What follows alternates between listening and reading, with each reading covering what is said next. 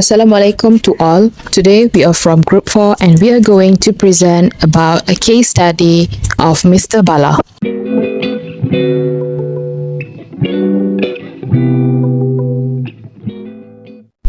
This is the case study summary. Mr. Bala was instructed by Mr. Hiroshi, the new CEO, to implement cost-cutting measures. Mr. Bala used this opportunity to terminate Haris and Siva while trying to start a union. Mr. Bala then terminated a total of 50 employees. Then he hires Indonesian workers to replace the terminated employees, paying them half salary of the Malaysian workers. To answer question 1, one of the rights or protection given to employees with respect to termination and layoff is rights to form a union. So the establishment of a trade union by employees is not in violation of any rule outlined in the Employment Act of 1955. So according to Section 8 of the Employment Act, it is stipulated that no provision within a contract of service shall impose any form of limitation on the rights of an employee to join a registered trade union. So accordingly, Mr. Bala is legally prohibited from terminating the employment of Haris and Silva solely based on their attempt to establish a trade union. Additionally, it is important to note that Mr. Bala is also prohibited from engaging in any actions aimed at impeding or obstructing the rights of Haris and Silva to join or actively participate in trade unions. Trade unions is aimed to negotiate with employer to improve employee remuneration, pay, and working environment. Secondly, it tries to know the cause of termination. Section 12 of the Act mandates employers to provide written notice of termination outlining the reason for the termination. Hence, Mr. Bala should provide a rationale for termination, allowing employers to determine fairness and equity. This fosters openness, accountability, and allows employees to consider legal action against Bala's termination. Now I would like to continue the answer for question 1. For the third answer is protection from unreasonable termination of local for foreign employees. The Employment Act of 1955 may be violated when domestic workers are substituted for foreign workers in the absence of a valid reason or when such substitution causes discrimination against domestic employees.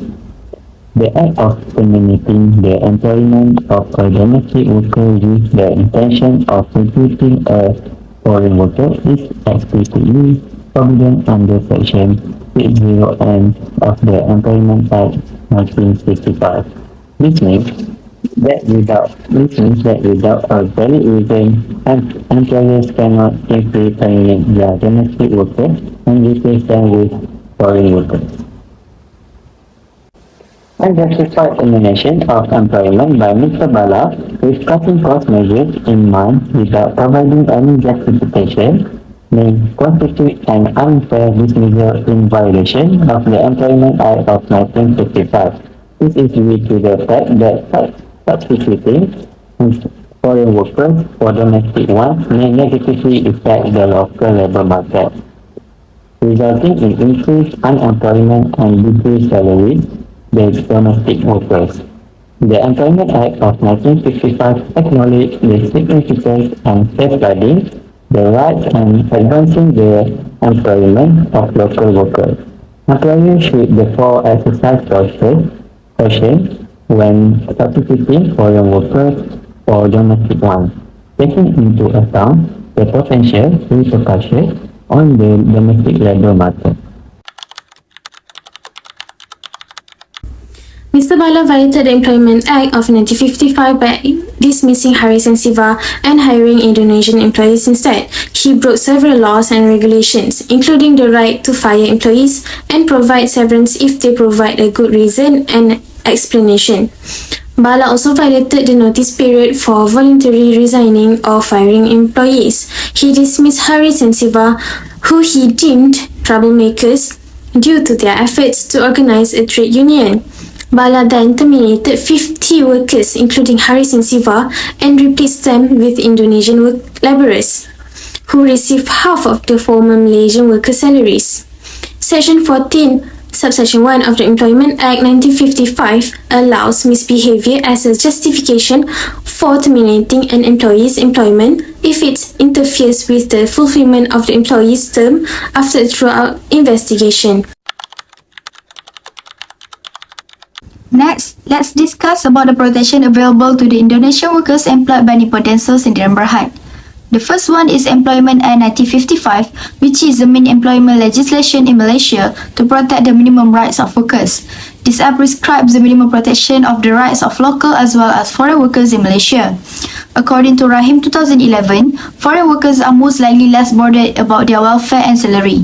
So this provision is to protect the Indonesian workers with proper wages, overtime wages, deduction of payment, and maximum working hours in a day. Apart from that, the Employment Injury Scheme under the Employee Social Security Act 1969 is also one of the alternative under social security organizations to provide protection for foreign workers. The applications for the scheme are open to any migrant workers who are legitimately employed. The protections under this scheme covers work accidents, community accidents, emergency accidents, and occupational disease. This scheme is to protect the Indonesian workers with medical benefits, temporary and permanent disablement benefits, dependent benefits, and funeral benefits. The rate of contribution is 1.25% of the insured monthly wages and to be paid by the employers. The next provision is the Occupational Safety and Health Act 1994. All workers, including foreign workers, have an equal right and opportunity to work in a safe and healthy workplace under Malaysia's Occupational Safety and Health (OSH) statutory framework. Workers in some industries like construction, manufacturing, agriculture, mining, transportation and storage, hotels and restaurants are covered under this Act, and this Act requires the employers to provide workers with the required instruction and training before allowing them to use any risky equipment at work. The Trade Union Act 1959 in its entirety applies to migrant workers in Malaysia. This Act upholds the rights of employers and employees to organize unions and permits migratory workers to take part in trade union activities. If the employer forbid the foreign worker, they can file a complaint under this Act, Section 4, Clause 1, since nobody has the right to obstruct, restrict or compel a worker or an employer in the exercise of their rights to organize, support and join the trade union, as well as to take part in their union's legal operations. I will be explaining about the action that can be taken against the employer by Siva and Haris in this case. They can lodge representation to the Director General of Industrial Relations under Section 20 Industrial Relations Act on the ground of wrongful dismissal. Siva and Haris may have grounds to file a claim for wrongful dismissal if they believe that their termination was unjustified or in violation of labour laws. They could argue that their involvement in union formation should not have been the reason for their termination. To pursue this claim, they should consider consulting an employment lawyer. Siva and Haris should seek legal advice from an employment lawyer who specializes in labour and employment law in Malaysia. This is due to their expertise to guide them through the process and assess the strength of their case. Next, they should gather evidence to support their claim. This may include records of their involvement in union activities, documentation of their job performance, any communication related to their termination, and information about the replacement of workers with Indonesian employees. And last but not least, depending on the specific legal framework in Malaysia, they should file a formal complaint or claim with the appropriate labour authority or tribunal responsible for addressing wrongful dismissal cases. In conclusion, Mr. Bala's implementation of cost-cutting measures involving the termination of Haris and Siva raises ethical and legal concerns.